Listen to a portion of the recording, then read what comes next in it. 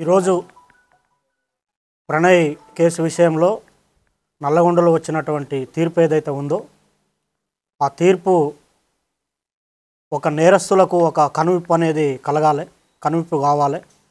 ఎందుకంటే మా బాబు ప్రణయ్ హత్య జరిగినప్పుడు ఇదే చివరి హత్య జరగాలని చెప్పి జస్టిస్ ఫర్ ప్రణయ్ అని చెప్పి చాలా మేము పోరాటం చేశాము. కానీ ఆ హత్య తర్వాత కూడా చాలా హత్యలు జరగటం అనేది జరిగింది.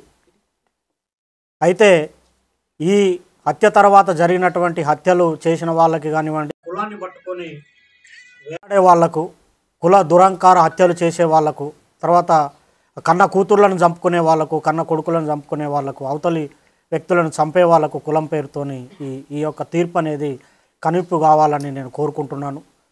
వాస్తవంగా ఈ ఇన్సిడెంట్ తర్వాత మీ అందరికీ తెలుసు, చాలా లాస్ అయిపోయాం మేము. ఇప్పుడు మాకు కొడుకు లేకుండా పోయాడు, అమృతకి భర్త లేకుండా, తర్వాత నా మనవనికి తండ్రి లేకుండా పోయాడు. తర్వాత మారుతిరావు ఆయన అమృత ఫాదర్ ఆయన కూడా సూసైడ్ చేసుకున్నాడు. తర్వాత ఈ ఇందులో ఉన్నటువంటి 7 మందికి సుభాష్ శర్మకి ఉరిశిక్ష, తర్వాత మిగతా 7గురికి 6 మందికి జీవిత ఖైదు విధించడం అనేది జరిగింది. వారి కుటుంబాలు కూడా బాధపడుతూ ఉంటాయి.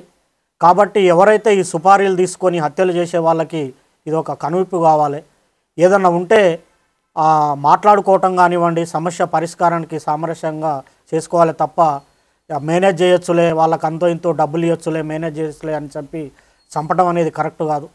ఈ కేసు విషయంలో మమ్మల్ని కూడా అనేక రకమైనటువంటి ప్రలోభాలు పెట్టినప్పటికి కూడా మేము ఎక్కడ లొంగకుండా న్యాయం జరగాలి, ఈ హత్యతోని మిగతా కుల హత్యలు ఆగిపోవాలని చెప్పి మేము పోరాటం అనేది చేయటం జరిగింది. 6.5 సంవత్సరాలు మేము ఎదురు చూసాము న్యాయం కోసం, మేము సాక్ష్యం చెప్పి.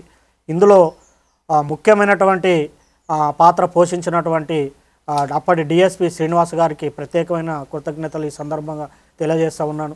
ఎందుకంటే సారు ఐఓగా చాలా గొప్పగా ఆ కేసును పకడ్బందీగా, చాలామంది మమ్మల్ని అన్నారు ఎందుకు కేసు లేట్ అవుతుంది, ఛార్జ్షీట్ లేట్ అవుతుంది, ఏదో జరుగుతుందని.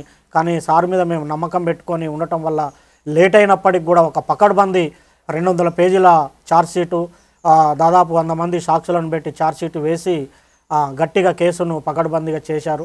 తర్వాత దానికి సహకరించినటువంటి ఎస్పీ రంగనాథ్ గారికి కూడా ఈ సందర్భంగా ప్రత్యేకమైన కృతజ్ఞతలు తెలియజేస్తూ ఉన్నాను.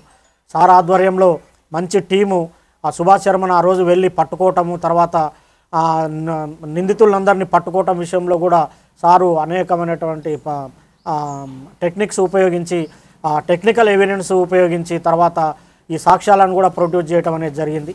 అందులో ఇంకొకటి ముఖ్యమైన విషయం ఏంటంటే ఈ కేసుకు వాదించినటువంటి అడ్వకేటు దర్శనం నరసింహ గారు చాలా గొప్ప వ్యక్తి ఆయన.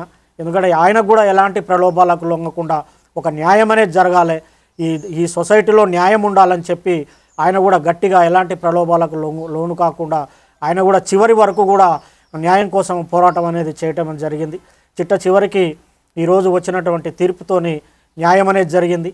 వాస్తవంగా అందరూ మీకు సంతోషంగా ఉందంటారంటే సంతోషం కాదు, ఇది వాస్తవంగా ఏంటంటే నా బాధను ఎవరు తీర్చలేరు, నా కొడుకు లేని బాధ ఎవరు తీర్చలేరు. మేము ప్రతినిత్యం బాధపడుతూనే ఉన్నాం. ఎవరన్నా బయట బాబులు కనపడినప్పుడల్లా, మా బాని క్లాస్మేట్స్ కనిపించినప్పుడల్లా బాధ ఉంటుంది. కాబట్టి దయచేసి నేను చెప్పేది ఏంటంటే చంపుకోవటం అనేది కరెక్ట్ కాదు. ఇప్పుడు నా మనవడు ఉన్నాడు, మనవడిని కూడా మేము చూసుకోవాలి. మాకు ఎవరి మీద కోపాలు లేవు.